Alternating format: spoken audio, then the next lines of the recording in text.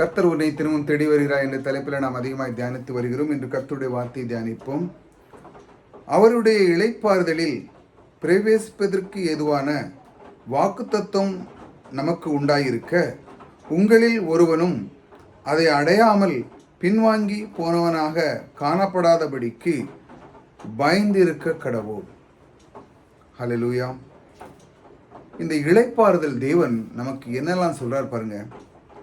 அவருடைய இளைப்பாறுதலில் பிரவேசிப்பதற்கு வாக்குத்தத்தம் நமக்கு உண்டாயிருக்கிறது. அப்படிதானே? அவர் இந்த பூவுலகத்தில் எல்லா வாக்குத்தத்தம் நமக்கு தந்திருக்கிறார். அதை எடுத்து நாம் அறிக்கை செய்யும் போது அதன் மூலமாக நமக்கு இளைப்பாறுதல் கிடைக்கிறது. அவர் நமக்கு ரட்சிப்பை கொடுத்திருக்கிறார், நமக்கு வாக்குத்தத்தம் கொடுத்திருக்கிறார். ஒவ்வொரு நாளும் நம் கூடவே இருக்கிறார். அது மிக மிக நீங்கள் நன்றாக புரிந்து கொள்ள வேண்டும். அவர் நம் கூடவே இருக்கிறார். எப்பொழுது நீங்கள் நாவில் இதை அறிக்கை செய்யணும், கர்த்தர் என் கூடவே இருக்கிறார், கர்த்தர் என் கூடவே இருக்கிறார் என்று ஒவ்வொரு நாளும் வெளியே போகும்போது, காலையில் எந்திக்கும் போது, இப்படி ஒவ்வொரு கணமும் உங்களுடைய நாவில் இந்த அறிக்கை இருக்கணும். கர்த்தர் என் கூட இருக்கிறார், கர்த்தர் என்னோடு வருகிறார், எனக்கு எல்லா காரியங்களையும் செய்கிறவர் எனக்குள்ளே இருக்கிறார், அவர் இளைப்பாறுதல் தேவன் எனக்குள்ளே இருக்கிறார். இப்படி நீங்கள் நாவில் அறிக்கை செய்யணும்.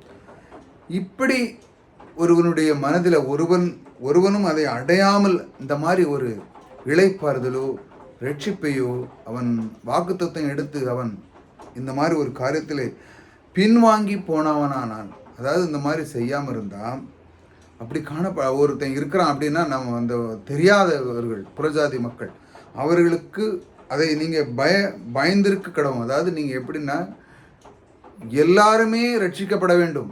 அப்போ நீங்கள் உங்களுக்கு தெரிஞ்சுட்டு, அப்போ நீங்கள் ரட்சிப்பு என்னென்னா தெரிஞ்சுட்டு, வாக்குத்தத்தம் என்னென்னா தெரிஞ்சுட்டு, கர்த்தர் என்னை நேசிக்கிறார் என்று தெரிஞ்சுட்டு, இந்த உலகத்தில் இருக்கிற பார்க்கல என்னை இருக்கிறவர் பெரியவர் என்று எல்லாம் உங்களுக்கு தெரிஞ்சுட்டு, இப்போ நீங்கள் என்ன உங்களுக்கு தெரிஞ்ச விஷயத்தை நீங்கள் இப்போ சொல்லணும். புறஜாதிகாரங்க, கர்த்தர் இப்படிப்பட்ட கர்த்தர் இருக்கிறார், உங்களை நேசிக்கிற ஒருவர் இருக்கிற நீங்கள் சுவிசை சொல்லணும். அதுக்கு தான் பயந்திருக்க கடவும். அதாவது நீங்கள் ஐயோ, இந்த ஒரு பிரஜாதி மக்கள், தேவனை அறியாத மக்கள் இருக்கிறார்கள், அவங்களை எப்படி நாம் மீட்டெடுக்கிறது, தேவன் நமக்கு கொடுத்த அந்த அறிவும் ஞானத்தையும் நாம் அவர்களுக்கும் கொடுக்க வேண்டும் என்று நீங்கள் ஒவ்வொரு நாளும் இந்த மாதிரி ஒரு எண்ணத்துக்குள்ளே வர வேண்டும்.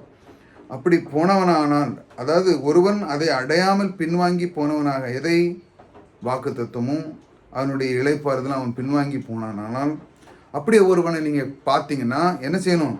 பயந்திருக்க கடவுள். அதாவது அப்படி செய்யோ பாவம், அப்படி இருக்கக்கூடாது, நம்ம தேவனை அறிந்து கொள்ள அவனுடைய ஒரு ஸ்லாக்கிங் அவனுக்கு கொடுக்கணும் அப்படின்னு நீங்கள் உங்கள் மனசில் எண்ணங்கள், அதாவது ஒரு விதமான ஒரு எண்ணங்கள் உங்களுக்கு உருவாகுதான். அதுக்கு தான் அதை சொல்கிறாங்க, பயந்திருக்க கடவுள். நமக்கு செஞ்சே ஆகணும். கர்த்தருக்கு ஏதாட்டு அந்த காரியத்தை நமக்கு செஞ்சு அவனை தேவனை பற்றி அவனுக்கு சொல்லி இந்த பூமி உலகத்திலே அவனையும் ரட்சிக்கப்பட வைக்கணும் என்று நீங்கள் ஒவ்வொரு நாளும் உங்கள் மனதிலே நினைத்து கொள்ள வேண்டும். அப்பொழுது தேவன் உங்களுக்கு இளைப்பாறுதல் எல்லாம் தந்து மற்றவர்களுக்கும் இளைப்பாறுதல் தரும் பொழுது உங்கள் மூலமாக கர்த்தர் அசைவாடி அதிலிருந்து மற்றவர்களையும் அவர் ரட்சிக்கிற வல்லவர் உங்களோடு கூட இருக்கிறார். நீங்கள் மட்டும் இதை கேட்டு மட்டும் போதாது, மற்றவர்களுக்கு ஷேர் பண்ணணும். மற்றவங்க ஃப்ரெண்ட்ஸ் இருந்தீங்கன்னு சொல்லணும், கர்த்தர் எப்படிப்பட்டவர், அவர் இளைப்பாறுதல் தருகிற தேவன், அவர் ஒவ்வொரு நாளும் நம்ம கூடவே இருக்கிறார், வாக்குத்தத்தம் பண்ணியிருக்காரு, நீ இதை எடுத்து சொல்லிப்பாரு அப்படின்னு யாருக்காடு ஒருத்தருக்கு நீங்கள் சுவிசேஷம் பண்ணியிருக்கீங்களா சொல்லணுங்க. இப்போ நான் இப்போ வீடியோ போடுறேன்னா 10,000 பேர்கள் பார்க்குறாங்க அப்படின்னா அதனுடைய விளைவு கண்டிப்பாக தேவன் அவர்களோடு பேசுவாங்க. அதன் மூலமாக அவர்கள் பார்க்குற ஒரு பாக்கியம் தேவன் கிடைக்கிறது. அதே மாதிரி நீங்களும் மற்றவர்களுக்கு சொல்லுங்கள், இந்த மாதிரி காரியத்தில் நீங்கள் ஈடுபடுங்கள். அப்படி தான் உங்களுக்கு இளைப்பாறுதல் தேவன் உங்களுக்கு இன்னும் அதிகமான வாக்குத்தத்தங்கள் தந்து உங்களை இன்னும் ஆசீர்வதிக்கிற வல்லவர் உங்களோடு கூட இருக்கிறார். கர்த்தர் உங்களை ஆசீர்வதித்திருக்கிறார்.